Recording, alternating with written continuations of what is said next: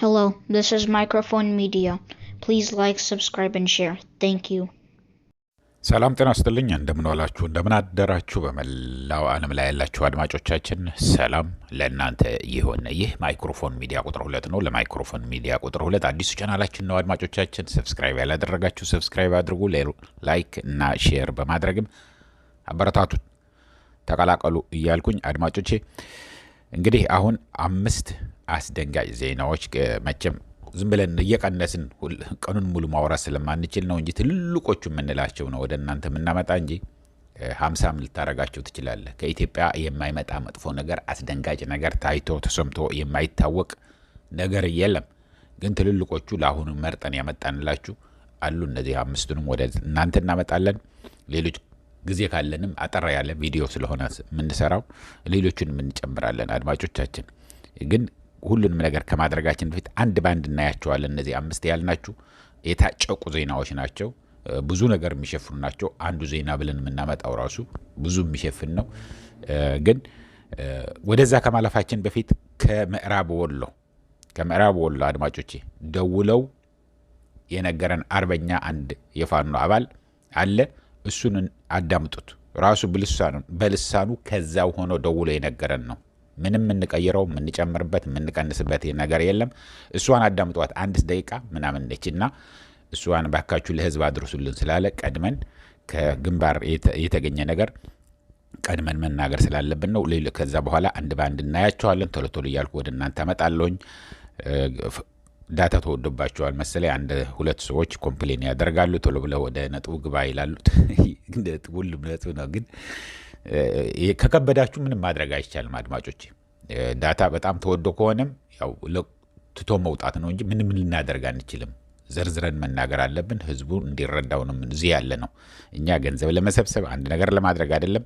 ስጡንም ብለን አናቅም ምንም ነገር። እኛ ከናንተ የምንጠብቀው ዜናው ላኩ፣ ልሳን ሁኑ ለህዝባችሁ ነው። ይሄንን ነው የምንለው። ግን አሁን የፋኖውን የተላከልን እናዳምጠው። ከግንባር ስለሆነ በቀጥታ አሁን ህዝብ ላይ ገበሬዎች ላይ እየደረሰ ነው። እየተጨፈጨፉ ነው ገበሬዎች በመድፍምና በከባድ መሳሪያ መጡብኝ ብሎ እየደበደበ ነው ያለውና ባካችሁ ገበሬዎቹ ህፃናት፣ አዛውንት፣ ሴቶች ያለበትን የተጎዱም አሉ የቆሰሉም አሉ ነው የሚሉት ያሉት። በልሳኑ በራሱ አድምጡትና ወደዛ እንለፍ። ጠቅለል ያለ ከሁሉም ግንባሮችንም ተናግሮናል። እሱን እናዳምጠው። 1 ደቂቃ 2 ደቂቃ ናች። ያው አገዛዙ እኔ ከሌለው ምን አገባኝ በሚል ሐሳብ በፍራቻ ገና አጠገቡ ሳንደርስ በፍራቻ ይመጡብኛል በማለት ትናንትና ማታ ጀምሮ እየደበደበን ያለው በከባድ መሳሪያ። ያው እኛም አጅባርተንታ አካባቢ ላይ ደቡብ ወሎ ምዕራብ ወረዳ ላይ አጅባርተንታ ላይ ትናንትና ከምሽት 12 ሰዓት ጀምሮ እስካሁን ሰዓት ባለው ሰዓት ድረስ እየተዋጋ ነው ያለ ነው። እኔ ከሌለው ምን አገባኝ፣ ህዝብ ከተጨፈጨፈ ውጡልን ይሉናል በማለት አገዛዙ በከባድ መሳሪያ ንጹሃንን ጭምር እየደበደበ ይገኛል ማለት ነው። ስለዚህ ይህንን ለህዝብ ይፋ እንዲታደርጉት ስለምፈልግ ነው። አመሰግናለሁ። የፋኖ ሰራዊት እዛ አካባቢ ያለ ሰምተው ነው ወይስ ዝም ብሎ ነው ወደ ህዝቡ ነው የሚጥሉት ያሉትን? በድሮን ነው ወይስ በአውሮፕላን ወይስ በከባድ ላይ በተተኳሽ እንደ መድፍ በምንድን ነው የሚደበድቡት ያሉት? እስካሁን ንጹሃን ዜጎች እየተገደሉ እየቆሰሉ አሉ ወይስ? ይሄን ነገር በደቡብ ወሎ ዞን በምዕራብ ወረዳ አካባቢ ላይ በቀላል አካባቢና በአጅባርተንታ አካባቢ ላይ ትናንትና ከ12 ሰዓት ጀምሮ በከባድ መሳሪያ እያስወነጨፈ አገዛዙ ንጹሃኖችን ጭምር እየጨፈጨፈ ይገኛል ማለት ነው። አብዛኛውን በተለያዩ ቦታ ላይ እንደዚሁ በጎጃም በጎንደርም መጠነ ሰፊ ያላቸው አውደ ውጊያዎች እየተካሄዱ ነው ያሉት።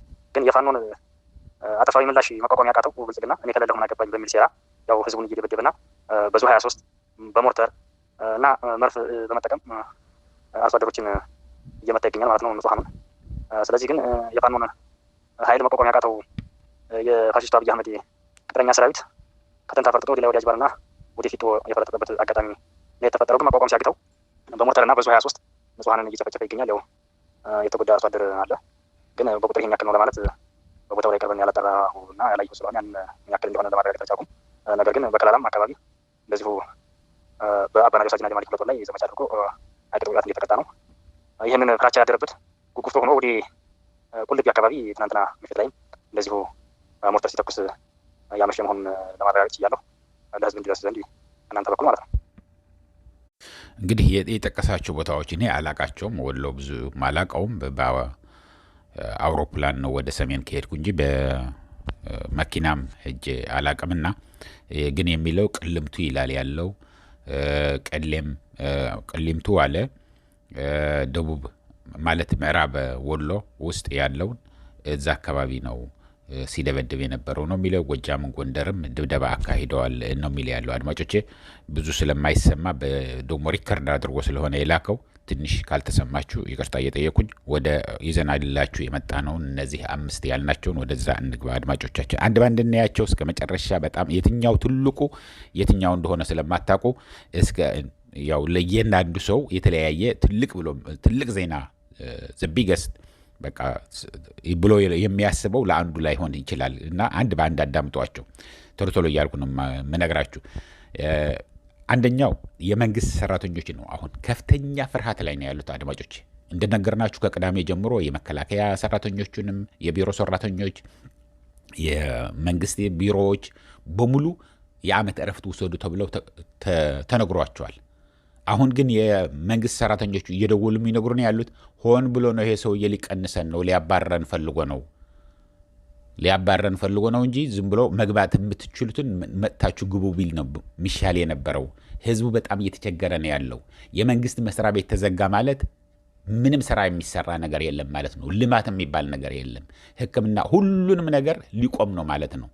ሁሉንም ነገር የሚካሄደው በመንግስት መስሪያ ቤቶች ክፍት ሲሆን ነው የሚሰራውና ሆን ብሎ ይሄ ሰውዬ ከስራችን ሊያባረረን ስለፈለገ እና በዚህ በምርጫ አማሃኝቶ ደግሞ በዚህ አስፈራርቶ መርጠውኛል እንዲል ፈልጎ ነውና ይህንን ባካችሁ ልሳን ሁኑን ብለው ነግረውናል። ያው ትልቁ ነገር ደግሞ የኢትዮጵያ ህዝብ ከፍተኛ የሆነ ቁጣ ተነስተዋል አድማጮች። ከፍተኛ ወደ ሁለተኛው ነው የምወስዳችሁ። ከፍተኛ ቁጣ። ይሄ ሁለተኛው ትልቁ ዜና ያለን የኮሪደር መስመር መብራቶችና የኮሪደር ልማት ብሎ የሚያብለጨልጭ ነገር የሰራው ነው። ሊያወድሙት ተነስተዋል አድማጮች። ሊያወድመው ነው ህዝቡ። ምን ያደርግልናል የኮሪደር መብራት የኮሪደር ልማት? እኛ ጨለማ ላይ ድርግም ብሎብን ሳምንት 2 ሳምንት ያለ መብራት እየተቀመጥን 2 ሳምንት 3 ሳምንት ያለ ውሃ እየተቀመጥን በየኮንዶሚኒየሙ ተግማምተን በየመንገዱ ላይ እያብለጨለጨና ውሃ ፋውንቴን እየሰራ የሚያሳየውን ለእኛ ምንም አይጠቅምም። ስለዚህ ሆ ብለን እናወድመዋለን። ይሄ ምንም ልማት አይደለም፣ ጥፋት ነው። ይሄ ሰውዬ እብድ ነው፣ ጠንቋይ ነው። ስለዚህ ይህንን ነገር የኛ አይደለም ብሎ የአዲስ አበባ ወጣት በሙሉ ይሄ በጣም ትልቅ አስደንጋጭ ዜና ነው።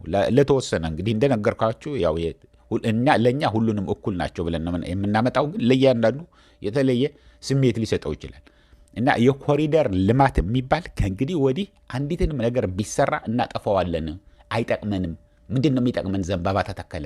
ምንድን ነው የሚጠቅመው? ለድሃው ልጅ ለድሃው ህዝብ ምንድን ነው የሚጠቅመው? ተቸግሮ ጨለማ ላይ ተርቦ ዳቦ አሮበት እየተቀመጠ የሚያብለጨልጭ መብራት ለሰው ለኢሉኝ ለወሬ ብሎ የተከለው ይሄ ጥንቁልና ስራ ይህንን ለኢትዮጵያ ህዝብ ቀርቶ ለአዲስ አበባ ህዝብ ምንም የማይጠቅም ነገር ነው።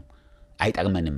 ቤት አፍርሶ ነው ዛፍ ተክሎ ያለው። ቤት አፍርሶ ነው ሳር ተክሎ ያለው። ስንት ሰው ይኖርበት የነበረ፣ ስንት ሰው ይማርበት የነበረ፣ ስንት ቤተ እምነቶችን አፍርሶ ነው ሁሉንም ነገር አውድሞ ነው ይሄ መንገድ ሰርቻለሁ፣ ይሄው ፋውንቴን ሰርቻላችሁ የሚለው ነው።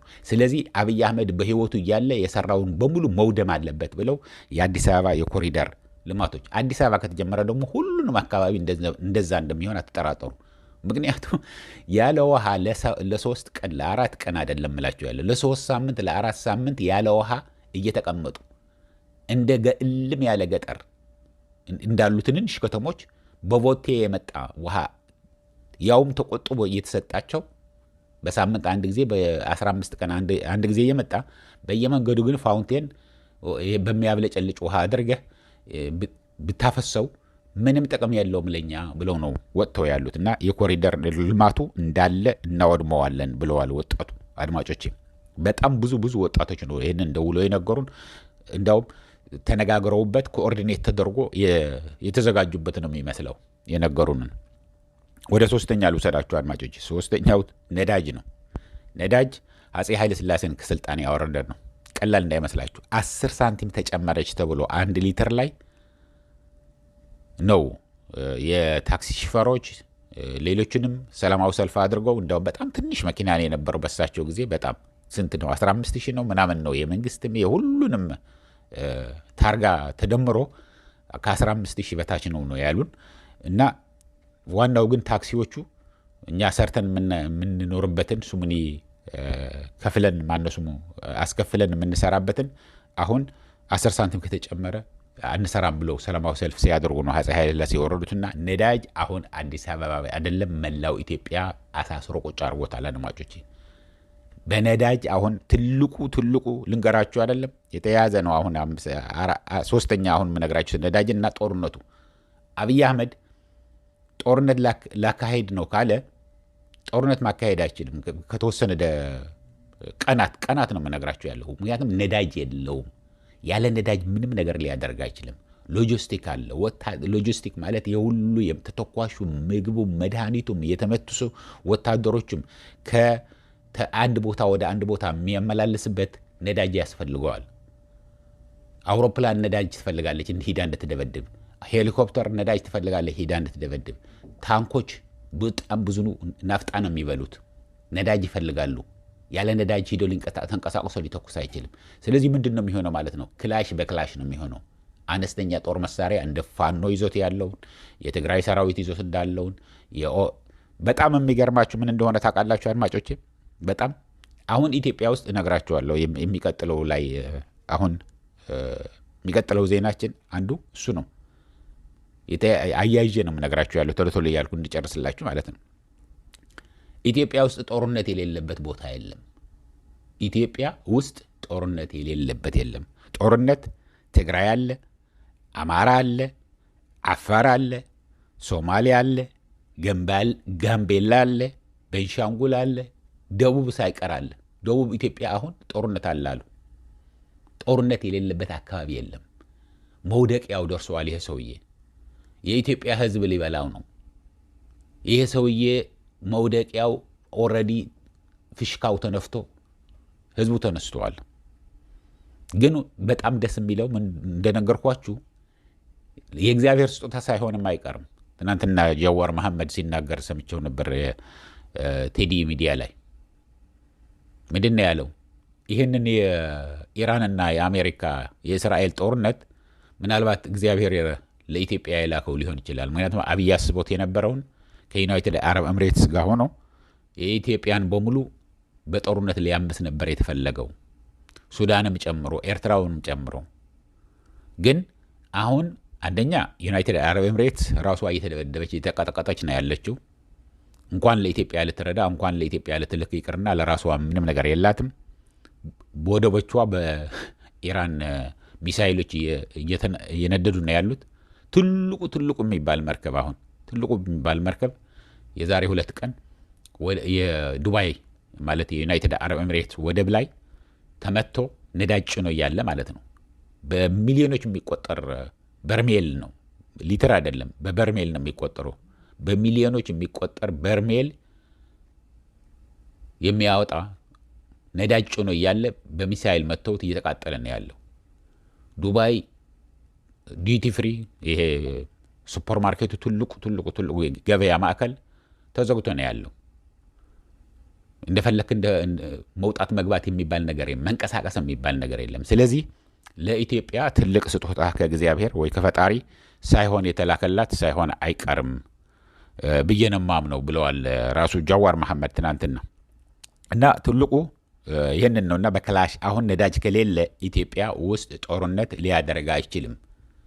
ለዚህም ነው ከቻልኩኝ የአማራ ክልል ትንሽ እንኳን ላዳክም ብሎ ጀምሮ ያለው የኦላም ጀምሮ ነበር፣ አልሆነለትም። አርግፈውታል። እንደ ቅጠል ነው ያረግፏቸው። ወደል ለመናገር እንደ ቅጠል እርግፍ ነው ያደረጓቸው ወደዛ የሄዱ ምልሾችን። እና አሁን አብይ አህመድ የመጨረሻው ያለቀለት ነው የሚመስለው። አልቀዋል። በቃ ካልመረጣችሁኝ ካልተመዘገባችሁ ብሎ በቤት ውስጥ ያሉትን አሁን ለምሳሌ አንድ ነገር ለአንድ ስራ ወደ ወረዳ ከሄድክ አዲስ አበባ ወረዳ ብለውታል፣ ቀበሌ የሚባል የነበረው ድሮ። ከሄድክ እንደነገሩን ቤት ውስጥ ስንት ሰው አለ ይሉታል። 5 6 4 ልጆች አሉኝ እኔና ባለቤቴ ይላል። የነገረን ነው የምንነግራችሁ ያለ ነው። ከዛ ደውሎ የነገረን። ከዛ በኋላ በል የምርጫ ካርድ አውጣላቸው። እረ ህፃናት እኮ ናቸው ልጆቼ፣ ምን ያገባህ ዝም ብለህ እኛ ራሳችን ሞልተን የምንሰጥህ፣ ለ5ቱንም ካርድ ይዘህ ሂድ። የ1 ዓመትም የ5 ዓመትም የ4 ዓመትም። ይግረማችሁ። ይሄ ለምንድን ነው የሚደረግ ያለው?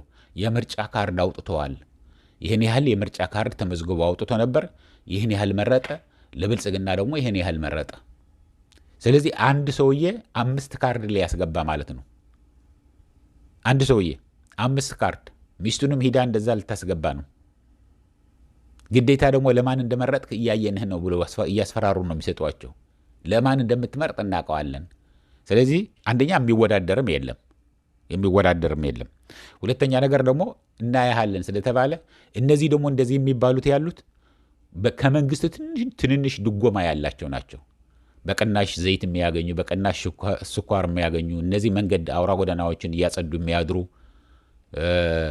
ኔትወርክ ሴፍቲ ኔትወርክ ነው ምናምን የሚሏቸው የሚሰሩ ሰዎች እና ሌሎች ደግሞ እነዚህ የሚነግዱበትን የአርከበ ሱቅ የሚባለውን አይነት የነበረውን እንደዛ ቦታ ተሰጥቷቸው ሱቆች ሰርተው የሚሰሩ ናቸው። ስለዚህ በየ6 ወር ስለሚታደስ ይህንን ካላደረጉ ይቀማሉ። እንግዲህ በጣም ብዙ አፍሰፍበታል፣ አሰብተናቸዋል። እስከ 200,000 የኢትዮጵያ ብር አውጥተናል ያቺ 4x4 ቤት ለመስራት ብለዋል። 4x4 ነች ለ5 ሰው ነግደው እንዲሰሩባት። ይችን ደግሞ ለምርጫው እስክታልፍ ከሰራ በኋላ እንኳን 4x4 ኮንቴይነር ይቅራና ትልልቅ ቪላና ትልልቅ ህንፃዎች እንኳን አፍርሰዋል ለኮሪደር ብለው። ስለዚህ ያፈርሰዋል፣ ግን ምንም ማድረግ አንችልም፣ ለተወሰነ ጊዜ እንኳን ልጆቻችን ብንቀልብ ብለን ነው ብለው እንደነገረን ታስታውሳላችሁ። የዛሬ ሳምንት ምናምን ነግረናችኋል።